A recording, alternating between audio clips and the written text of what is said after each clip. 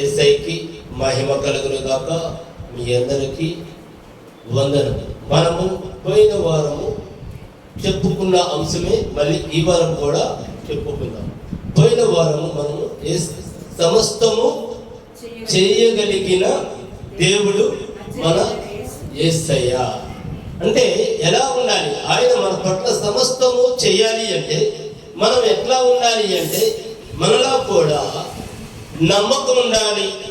Main మనకి కావాల్సింది ఏమిటి అనగా యేసయ్య పట్ల మనకి బలమైన నమ్మకం, విశ్వాసం ఉండాలి.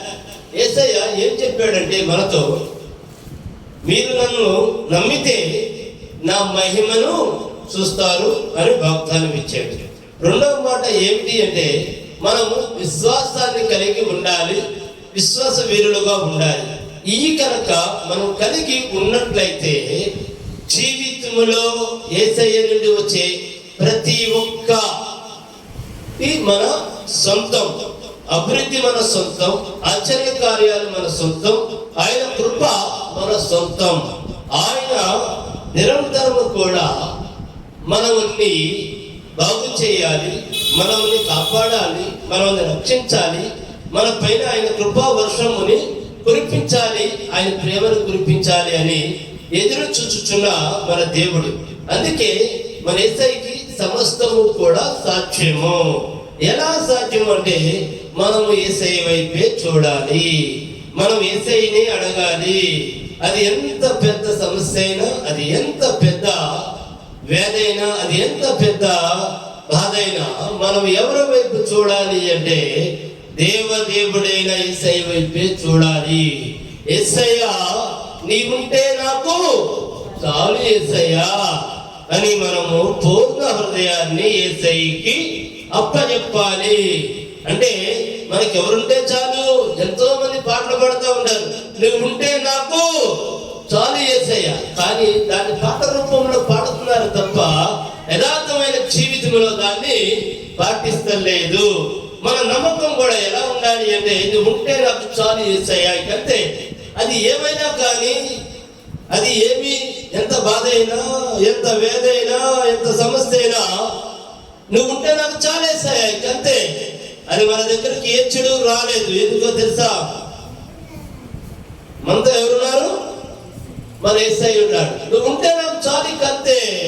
అద్భుతాలు నా సొంతం, ఆశ్చర్య కార్యాలు నా సొంతం, సమస్తము నా సొంతం. కారణం ఏంటి అంటే సర్వ సృష్టిని సృష్టించిన దేవుడు నాతో ఉన్నాడు కనుక సమస్తము కూడా నాకు సొంతమని బలమైన విశ్వాసముతో మనము నమ్మాలి.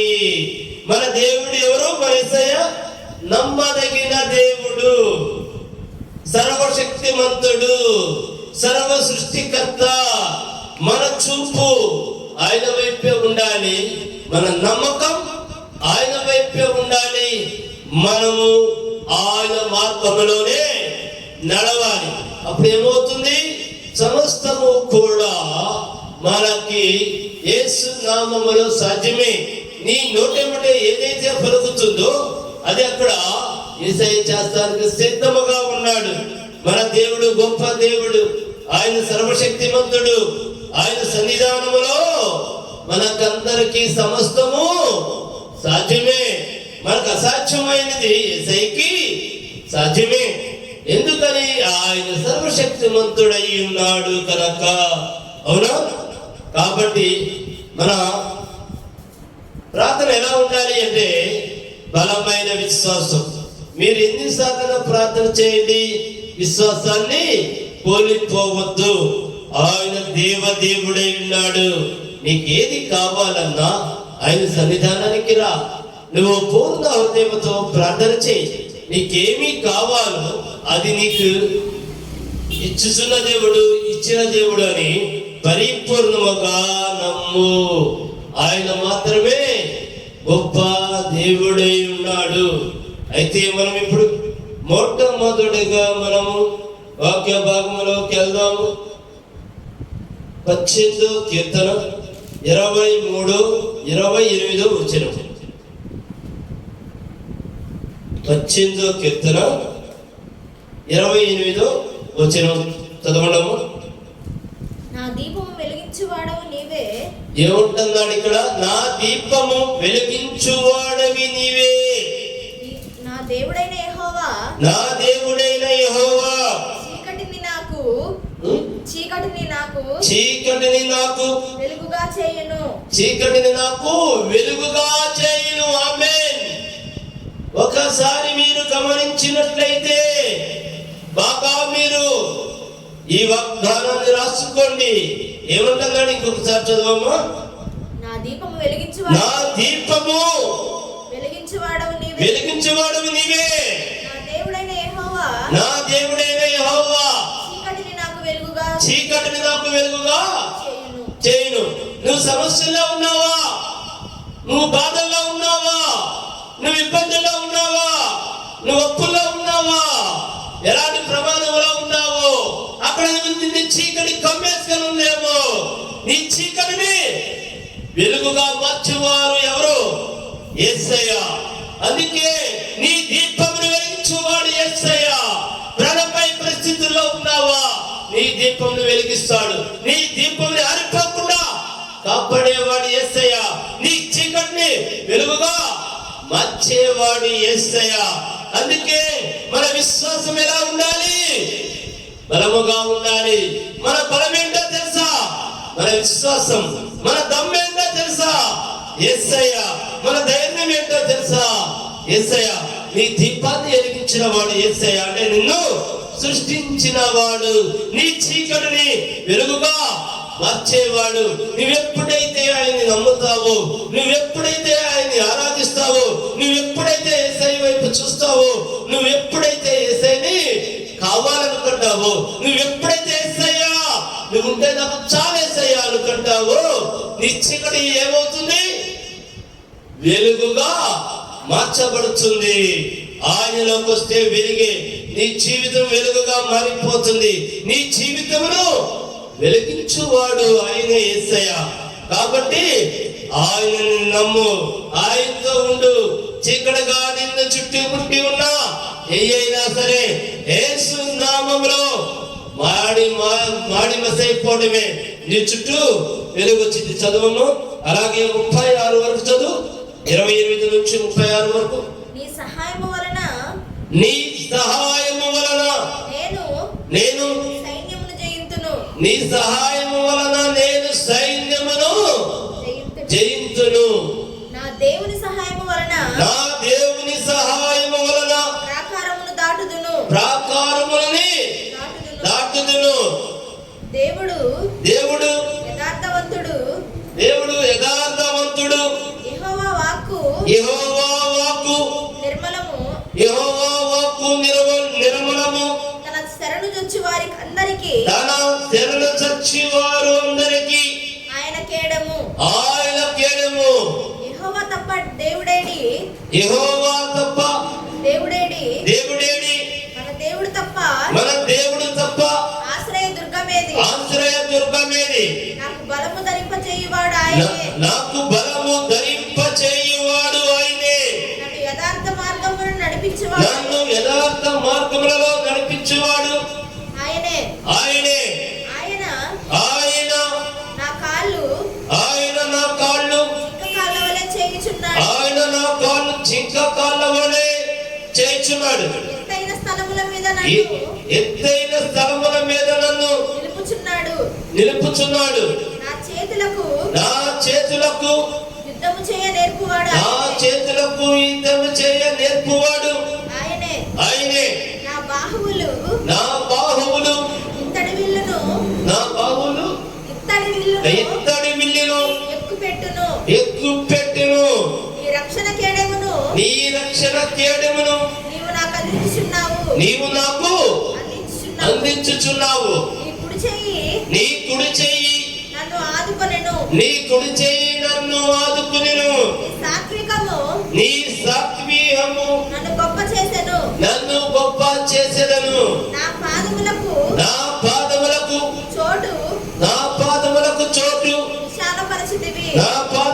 చోటు విశాలపరిచితివి.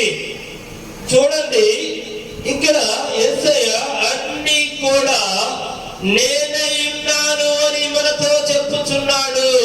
ఇప్పుడు వాక్యము చదువుకున్నాము కదా, ఇప్పుడు ఆ వాక్యములో ఉన్న ఒక్కొక్క వాక్య భాగాన్ని మనం విడమర్చి చెప్పుకుందాం. దయచేసి ఫస్ట్ నుండి మరొక చదవము. నాది నీ సహాయము వలన నీ సహాయము వలన నేను సైన్యమును జయింతును. ఎవరి సహాయంతో మనం సైన్యమును జయిస్తాము? దేవుని సహాయం. దేవుని యొక్క సహాయముతో మనము సైన్యమును జయిస్తాము. సైన్యమును అనగా ఏమిటి? నీ చుట్టూ ఉన్న బాధలు కావచ్చు, నీ చుట్టూ ఉన్న అప్పులు కావచ్చు, నీ చుట్టూ ఉన్న వ్యాధులు కావచ్చు, నీ చుట్టూ ఉన్న శత్రువులు కావచ్చు, కంటికి కనపడే శత్రువులు కావచ్చు, కంటికి కనపడని శత్రువులు కావచ్చు. దేనికంటే వాటినన్నింటినీ జయించాలంటే మనకి ఎవరు తోడై ఉండాలి? చెప్పండి. మనము వాటినన్నిటిని జయించాలి అంటే మనకి ఎవరు తోడుగా ఉండాలి? నా దేవుని సహాయము. ఆ దేవుడి యొక్క సహాయము మనకి తోడుగా ఉండాలి. మన యేసయ్య సహాయము ఉంటేనే నువ్వు ఏమైనా జయించగలుగుతావు, ఏ శత్రువునైనా జయించగలుగుతావు, ఎవరినైనా ఎదిరించగలుగుతావు, ఏ సైన్యాన్నైనా సరే నువ్వు జయించాలంటే నీకు ఎవరు సహాయం కావాలి? యేసయ్య యొక్క సహాయము నీకు కావాలి. మనము దేవుడి యొక్క సహాయం ఉంటే దేనినైనా యేసు నామములో జయించగలుగుతాం. శత్రువు కన్నా బలము మనమే, శత్రువు కన్నా బలము మనకే. దేనికంటే ఆయన యేసయ్య మనకి తోడుగా ఉంటే, యేసయ్య మనతో ఉంటే విజయము మనమే. ఆయన మనతో ఉండాలంటే మనం ఎలా ఉండాలి? మన జీవితం ఎట్లా ఉండాలి? మన హృదయం ఎలా ఉండాలి? నువ్వు సమస్యల్ని జయించేవాడుగా ఉండాలా? నీ హృదయము పరిశుభ్రముగా ఉండాలి. నువ్వు శత్రువును జయించేవాడుగా ఉండాలా? నీ చూపు ఎవరి వైపు ఉండాలి? నువ్వు యేసయ్య వైపు చూడాలి. నువ్వు వ్యాధిని జయించేవాడిగా ఉండాలా? నువ్వు నిరంతరము కూడా యేసయ్య నువ్వు ఉంటే నాకు చాలయ్యా అని నిరంతరము కూడా మనము యేసయ్యని స్తుతించేవారుగా ఉండాలి. దేనికంటే నీ చుట్టూ అప్పులు చుట్టుముట్టి ఉన్నాయా? నువ్వు అప్పుల్ని జయించాలా? నీతో ఎవరు ఉండాలి? యేసయ్య ఉండాలి. యేసయ్య నాకంతా నీవేనయ్యా అని మనం బలమైన విశ్వాస వీరులుగా ఉంటే దేనినైనా ఈ లోకములో జయించవచ్చు. దేనికంటే ఇక్కడ యేసయ్య చెప్పబడిన వాక్యము మనకు అలాంటిది. ఎవరిని జయిస్తే ఇంకొకసారి చదవము. నా దేవుని సహాయము వలన నా దేవుని సహాయము వలన ప్రాకారములు దాటుదును. ప్రాకారములు దాటుదును. ఏమిటి? ఎలాంటి సమస్యలైనా నువ్వు సులభంగా దాటేస్తావు. ఇది ఈ మానవుడు ఇతను చేయలేడు, ఇతని వల్ల కాదు అని సృష్టి మొత్తం కన్నా యేసు నామములో నువ్వు దాన్ని జయించగలుగుతావు. అంతటి శక్తి నీకు ఎవరిచ్చారు? యేసయ్య కాదా? నువ్వు యేసయ్యని బలముగా నమ్మాలి. నువ్వు నమ్మితే చాలు. యేసయ్య చెప్పిన వాగ్దానం ఒకటే, నన్ను నమ్మితే నా మహిమను చూస్తావు. నువ్వు నన్ను నమ్ము. నువ్వు చేయాల్సిన పని ఏంటంటే నువ్వు నన్ను నమ్మాలి, నువ్వు నన్ను విశ్వసించాలి. నీ పొంద హృదయం నాకు ఇవ్వాలి. నేను నీ నుండి కోరుకుంటుంది ఇదే. నీకు కావాల్సింది ఏదైనా నేనున్నాను. విజయాలు నీ సొంతం, అద్భుతాలు నీ సొంతం. ఏదైనా సరే మనతో చేపించేది మన దేవుడు. మన దేవుడు మనతో ఏదైనా చేపించగలగాలి అంటే మనం ఎలా ఉండాలి? యేసయ్య బిడ్డలుగా జీవించాలి. చదవము. దేవుడు యథార్థవంతుడు. మన దేవుడు ఎలాంటి దేవుడు? యథార్థవంతుడు. యెహోవా వాక్కు యెహోవా వాక్కు నిర్మలము. యెహోవా వాక్కు నిర్మలము. ఆయన ఒక్కసారి వాగ్దానం చేసాడు అంటే భూమి ఆకాశంలో గతించిపోయినను ఆయన వాగ్దానము గతించిపోదు. అందుకే మనం ఎప్పుడు ప్రార్థన చేస్తున్నా ఆయన వాగ్దానాన్ని ఎత్తిపట్టి ప్రార్థన చేయాలి. ఆయన వాగ్దానాన్ని ఎత్తిపట్టి ప్రార్థన చేస్తామే కాదు, మనం ఎలా చేయాలి అంటే ఆ కార్యము మనకి జరిగిపోయినట్లుగా చూడాలి. ఆయన వాగ్దానాన్ని ఎత్తిపట్టి ప్రార్థన చేయాలి. మనం ఏదైతే అడుగుతున్నామో ఆ కార్యాన్ని లేని దాన్ని ఉన్నట్లుగా యేసయ్య చేసినట్లుగా మనం అక్కడ రూపించబడుతూ చూడాలి. అప్పుడు అద్భుతాలన్నీ కూడా మన సొంతం. ఏమన్నాడు యేసయ్య? లేని దానిని ఉన్నట్లుగా చూడమన్నాడు. నువ్వు ఎప్పుడైతే ఆ విధముగా చూస్తావో అక్కడ నీకు అది సృష్టించబడుతుంది. ఆయన సృష్టికర్త అయి ఉన్నాడు కనుక చదవము. తన శరణొచ్చిన వారికి అందరికి తన శరణొచ్చిన వారందరికి ఆయన కేడము. ఆయన కేడము. నీ వల్ల కాదా, నువ్వు దేనిని సాధించలేవు. రా ప్రభు సన్నిధానానికి రా, ఆయన పాదాల మీద పడు. యేసయ్యా నేను ఏ పని చేయలేను, యేసయ్యా నా వల్ల కాదు అని ఆయన దగ్గరకు వచ్చి ఒప్పుకో. నీకు ఏమి కావాలో నీ పూర్ణ హృదయాన్ని యేసయ్యకి ఇవ్వు. ఆయన సమస్తము, ఆయన శరణు కోరిన ప్రతి ఒక్కరిని కూడా ఆయన ప్రతి ఒక్కరిని రక్షిస్తాడు. ఏ ఒక్కరిని శిక్షించే దేవుడు కాదు మన యేసయ్య. ఏ ఒక్కరి మీద కక్ష తీర్చుకునే దేవుడు కాదు మన యేసయ్య. మన యేసయ్య అసలు ఎందుకు వచ్చాడో తెలుసా? పాపుల కొరకు వచ్చాడు. నువ్వు ఎంత పాపం చేసిన వాడివైనా, నువ్వు ఎంత పరమ దుర్మార్గుడివైనా, నువ్వు ఎవరికి పనికి రాని వాడివైనా యేసయ్యకి నువ్వు కావాలి. నువ్వు పనికొస్తావురా, ఆయన పాదాల దగ్గరకు వచ్చి నీ పాపాలయ్యా ఒప్పుకో, నీ వల్ల ఏమి కావటం లేదో ఒప్పుకో. ఆయన అద్భుతాలని సొంతం చేస్తాడు. ఆయన సన్నిధానానికి వచ్చి మొరపెట్టు. యేసయ్యా నా దేవుడు నీవే, యేసయ్యా నా సృష్టికర్తవి నీవే, అయ్యా నీవే నాకు దిక్కు తండ్రి, అయ్యా నువ్వు ఉంటే నాకు చాలు యేసయ్యా అని ఆయన సన్నిధానానికి వచ్చి నువ్వు కనుక చెప్పినట్లయితే అన్ని నీ సొంతం. ఇంకా ముందుకెళ్ళమ్మా, చదువు. యెహోవా తప్ప దేవుడేడి, యెహోవా తప్ప దేవుడేడి, మన దేవుడు తప్ప ఆశ్రయ దుర్గమేది. ఆయన యెహోవా తప్ప మనకి ఇంకొక దేవుడు లేనే లేడు. మనకెవరు ఏమైనాడు? ఆయన మనకి ఆశ్రయ దుర్గమై ఉన్నాడు. నువ్వు ఆయన సన్నిధానానికి వస్తే ఇక నువ్వు భయపడాల్సిన అవసరం లేదు. నిన్ను చూసి భయపడతారు. ఇంతకాలం నువ్వు ఎవరెవరిని చూస్తే భయపడ్డావో, అప్పులు చూసి భయపడ్డావా, వ్యాధులు చూసి భయపడ్డావా, శత్రువులను చూసి భయపడ్డావా, దరిద్రాన్ని చూసి భయపడ్డావా, అవన్నీ కూడా నిన్ను చూసి ఈ రోజు నుంచి భయపడితే కారణం ఏమిటో తెలుసా? ఆయన మన ఆశ్రయ దుర్గమై ఉంటే ఏదైనా సరే భయపడాల్సిందే. ఎందుకు? ఆయన రక్షణ హస్తము మన మీద ఉంది కనుక. అప్పుడు ఇక ఆయన రక్షణ హస్తము మన దగ్గర మన మీద ఉంటే మనం చూసి ఏ చెడైనా సరే భయపడాల్సిందే. ఎందుకో తెలుసా? అతను వాళ్ళ దేవుడి దగ్గర ఉన్నాడు, ఆయన పరమ తండ్రి దగ్గర ఉన్నాడు. అలా యేసయ్య దగ్గర ఈ బిడ్డ ఉన్నాడని భయపడాలి. చదవము. నాకు బలము ధరింపచేయువాడు ఆయనే. ఒక్క నిమిషం. నాకు బలము ధరింపచేయువాడు ఆయనే అంటే మనము బలహీనమైన పరిస్థితుల్లో ఉన్నామేమో. ఎలాంటి పరిస్థితుల్లో ఉన్నా ఆయన సన్నిధానానికి వస్తే ఇక్కడ యేసయ్య వాగ్దానం ఇచ్చాడు, నీకు బలము చేసేది నేనే. నువ్వు ఎలాంటి పరిస్థితుల్లో ఉన్నా ఆయన సన్నిధానానికి వస్తే నీకు ఆత్మవిశ్వాసముని దయచేస్తాడు. నీకు ఎలాంటి సహాయం కావాలన్నా, ఎలాంటి బలము కావాలన్నా నువ్వు ఎవరి సన్నిధానానికి రావాలి? యేసయ్య సన్నిధానానికి నువ్వు వచ్చినట్లయితే నీకు బలము ధరింపచేసేది ఆయన అని వాగ్దానం ఇచ్చుచున్న దేవుడు. చదవమా. నన్ను యథార్థ మార్గమున నడిపించువాడు ఆయనే. ఎప్పుడు యథార్థ మార్గంలో నడిపిస్తాడు? నువ్వు ఆయన సన్నిధానానికి వచ్చి నీ పాపాలు ఒప్పుకొని, నాయనా ఇంకా నేను ఎన్నడూ పాపాలు చేయని దేవా, అయ్యా నన్ను తండ్రి, అయ్యా నన్ను నేను నీకు సమర్పించుకున్నాను, నా పూర్ణ హృదయమని నీకు ఇచ్చుకున్నాను తండ్రి, నన్ను యథార్థమైన మార్గంలో నడిపించు తండ్రి అని మనం యేసయ్యని అడిగినట్లయితే మనల్ని యథార్థ మార్గంలో నడిపించే దేవుడు అయి ఉన్నాడు. ఇంకా ముందుకు రమ్మొచ్చు. ఆయన నా కాళ్ళు జింక కాళ్ళ వలె చేయుచున్నాడు. ఆయన నా కాళ్ళు జింక కాళ్ళ వలె చేయుచున్నాడు.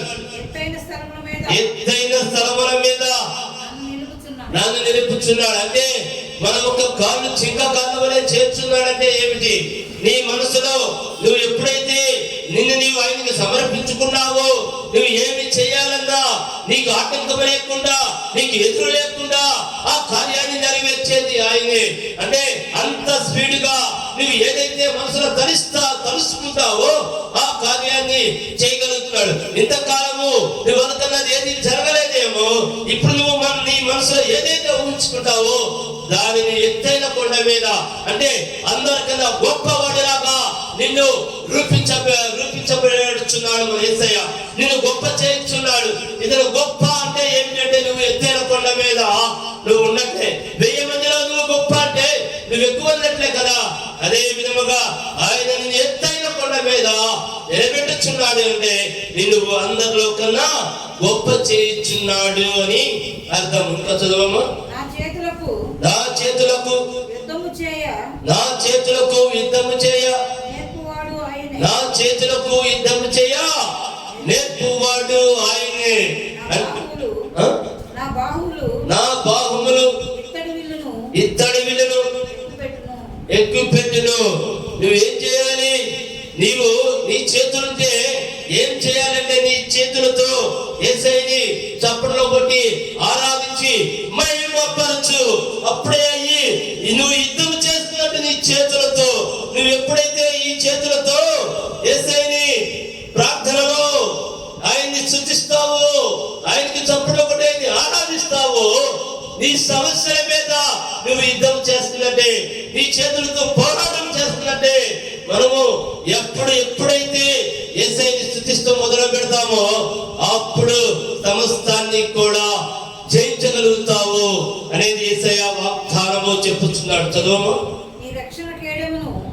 ఆయన ఒక రక్షణ కేడమును నీవు నాకు అందించుచున్నావు. నీ కుడి చేయి ఎవరు కుడి చేయి మనం ఆదుకుంటుంది? ఆయన రక్షణ కేడమును మనకి అందించుచున్నాడు. ఎప్పుడైతే ఆయన రక్షణ కేడమును మనకి అందించుచున్నాడో ఏం జరుగుతుంది? ఇక మనకి ఎలాంటి అపాయము లేదు, రాదు. ఎలాంటి అపాయము, ఎలాంటి కీడు కూడా మన దగ్గరికి రాదు. ఆయన కుడి చేయ నీ కుడి చెయ్యి నన్ను ఆదుకొనును. ఆయన కుడి చేయి మనతో ఉండగా ఇంకేనా భయమా? ఎలాంటి భయం కూడా లేదు. ఎందుకు అనగా ఆయన మనముని పట్టుకొని ఉన్నాడు. ఆయన చెయ్యి మనల్ని తాకింది. ఆయన మనతో ఉన్నాడు. యేసయ్య మనతో ఉండగా ఇంకా ఎవరైనా ఏమన్నా చేయగలుగుతారా? అందుకే నువ్వు ఉంటే నాకు చాలు యేసయ్యా. ఆయన సన్నిధానంలో ఆయన కుడి చేయి మన మీద ఉంటే ఇంకా ఎవరైనా సరే మనల్ని అంటగలరా, తాకగలరా, ముట్టగలరా? ఏమీ కూడా చేయలేరు. మనం ఆయన బిడ్డలుగా జీవించేవారుగా ప్రతి ఒక్కరము ప్రయత్నిద్దాం. చదువు. నా పాదములకు చోటు విశాలపరచుదు. అంటే మనం వెళ్ళే ప్రతి స్థలము కూడా మనకి యేసయ్య మార్గాన్ని సిద్ధపరిచే దేవుడు. నువ్వు ఆయన సన్నిధానంలో నువ్వు ఆయన బిడ్డగా జీవించుచున్నట్లయితే నువ్వు ఎక్కడికి వెళ్తున్నా నీకు ముందు, నీ వెనక, నీ కుడి పక్క, వెనక పక్క ఎవరుంటారు? ఆయన దేవదూతలు ఉండి, యేసయ్య దేవదూతలు ఉండి నీకు స్థలాన్ని, నీ మార్గాన్ని సిద్ధపరుస్తారు. అందుకే మనందరం ఏమి చేయాలంటే నిరంతరము కూడా ప్రార్థన చేయాలి. యేసయ్య వాగ్దానాన్ని ఎత్తిపట్టి ప్రార్థన చేయాలి. అయా యేసయ్య, ఇది నువ్వు ఇచ్చిన వాగ్దానము తండ్రి. యేసయ్య, ఇది నువ్వు చెప్పిన వాగ్దానము దేవా అని మనం ఎప్పుడు కూడా ఖాళీగా ఉన్నప్పుడు బైబిల్ చదువుకుంటూ ఉండాలి. ఆ బైబిల్లో ఉన్న వాగ్దానాన్ని ఎత్తిపట్టి మనం ప్రార్థన చేయాలి. బైబిల్ చదవడం వల్ల యేసయ్య మనము మాట్లాడుకుంటున్నట్లు, బైబిల్ చదవడం వల్ల నువ్వు యేసయ్యతో ఉన్నట్లు, బైబిల్ చదవడం వల్ల నువ్వు నీతిగా జీవిస్తున్నట్లు, బైబిల్ చదవడం వల్ల యేసయ్య ఒక దీవెన నీ మీద కుమ్మరించబడుతున్నట్టు. కాబట్టి మనం ఎలా ఉండాలి? ఏ మాత్రం సమయం ఉన్నా బైబిల్ చదవండి. ఏ మాత్రం అవకాశం ఉన్నా మోకరించి ప్రార్థన చేయండి. ఎందుకంటే మన బలము యేసయ్య, మన దమ్ము యేసయ్య, మన ధైర్యము యేసయ్య. ఆయనే సమస్తము మనకై ఉన్నాడు. ఆయన సర్వశక్తిమంతుడు, ఆయన సర్వాధికారి.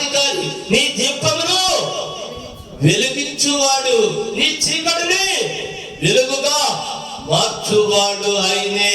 కాబట్టి మనం ఎక్కడికి వెళ్తున్నా భయపడద్దు, ఎందుకంటే నీ చీకటిని వెలుగుగా చేయవాడు ఆయనే. నువ్వు ఎక్కడికి వెళ్తున్నా ధైర్యము కలిగి వెళ్ళు. నాతో ఎవరున్నారు? నా యేసయ్య ఉన్నాడు. చీకటి చీల్చుకుంటా వెళ్ళిపోతుంది. నువ్వు వెళ్ళే ప్రతి మార్గంలో నీకు యేసయ్య వెలుగునిస్తాడు. ఎందుకంటే నిన్ను సృష్టించింది యేసయ్య, నీకు వెలుగునిచ్చింది యేసయ్య, నిన్ను నడిపిస్తుంది యేసయ్య, నిన్ను బ్రతికిస్తుంది యేసయ్య, నిన్ను పోషిస్తుంది యేసయ్య. నీదంటే ఈ లోకంలో ఏమీ లేదు, సమస్తము నీకు నాకు ఇచ్చింది యేసయ్య. కాబట్టి మన బలమైన విశ్వాసం ఎవరి మీద ఉండాలి? యేసయ్య మీద ఉండాలి. మనం ఎవరి బిడ్డలుగా జీవించాలి? యేసయ్య బిడ్డలుగా మనము జీవించాలి. ఆయన గొప్ప దేవుడు అని నమ్మాలి. ప్రతి నిమిషము కూడా యేసయ్యను స్తుతించండి. మన ఆయన మన బలం ఎవరో తెలుసా? యేసయ్య. మన విశ్వాసం కోల్పోవద్దు. విశ్వాసం కోల్పోతే యేసయ్యకి దూరం అయిపోతాం. మనం ఎంతసేపు కూడా విశ్వాస వీరుల్లాగా జీవిద్దాం. మీకు ఏ సమయం ఉన్నా మనం ఎవరి బిడ్డలుగా జీవించాలి అంటే యేసయ్య బిడ్డలుగా జీవిద్దాం. ఖాళీగా ఉన్నారా? దేవుడిని స్తుతించండి యేసయ్యని. ఖాళీగా ఉన్నారా? యేసయ్యని ఆరాధించండి. ఇంకా ఒంటరిగా ఉన్నారా? యేసయ్య యేసయ్య అని ప్రార్థన చేయండి. మీరు ఎంత ప్రార్థన చేస్తున్నారో యేసయ్య దేవదూతలు మీ ఎమ్మటనే ఉంటారు. మీరెంత నమ్మకంగా ఉన్నారో అన్ని అద్భుతాలు నీ సొంతం. యేసయ్య చెప్పిన మాట ఇది. ఏమని? నన్ను నమ్మితే నా మహిమను చూస్తారు అని యేసయ్య వాగ్దానం ఇచ్చిన దేవుడు మన యేసయ్య. అందుకే మనం ఏం చేయాలి? యేసయ్య బిడ్డలుగా జీవితం. ప్రతి క్షణము యేసయ్య మీకు వెళ్ళలేని స్తోత్రముల తండ్రి. అయ్యా నా ఆధారము నీవే, నా ఆధారము నీవే, నా సర్వము నీవే. అయ్యా నా చీకటిని వెలుగుగా మార్చు దేవా. అంటే నీ కష్టాలని, నీ బాధలని, నీ ఇబ్బందులని, నీ సమస్యని అన్ని కూడా పారుతూనే దేవుడై ఉన్నాడు మన యేసయ్య. దయచేసి ప్రతి ఒక్కరు కూడా విశ్వాసంతో బ్రతకమని యేసు నామములో వేడుకొనుచున్నాను. దయచేసి ప్రతి ఒక్కరిని కూడా ప్రార్థన చేయమని అడుగుచున్నాను. మీకు చదువు వచ్చినా రాకపోయినా మీరు బైబిల్ మాత్రం వదలొద్దు. బైబిల్ మనతో ఉంటే యేసయ్య మనతో ఉన్నట్టే. కాబట్టి బైబిల్ మాత్రం వదలొద్దు. చదవగలిగిన వారు వాక్యమును చదవండి. విశ్వాస వీరులుగా జీవించండి. వాగ్దానాలు ఎత్తి పట్టి ప్రార్థన చేయమని యేసు నామములో చెప్పుచున్నాను.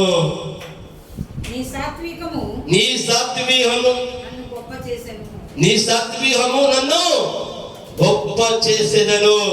ఆయన ఎంత సాత్వికము కలిగిన దేవుడు కాబట్టి ఎంతటి ఘోర పాపినైనా ఆయన క్షమిస్తున్నాడు. ఎంతటి పరమ దుర్మార్గుడునైనా ఆయన ప్రేమించుచున్నాడు. ప్రతి ఒక్కరి కొరకు ఆయన రక్తముని కార్చిన దేవుడు. ఎందుకో తెలుసా? ఏ బిడ్డ నశించిపోవటానికి ఆయన ఇష్టపడడు. దేనికంటే ఆయన మన తండ్రి ఉన్నాడు యేసయ్య. ఆయన మన దీపమును వెలిగించిన వాడు. ఎవరైనా దీపం వెలిగించి ఆరిపోవాలని కోరుకుంటారా? దానికి తన చేతులు అడ్డు పెట్టి ఆ దీపాన్ని నిలబెట్టే దేవుడు. ఆయన నిన్ను సృష్టించుకున్న దేవుడు.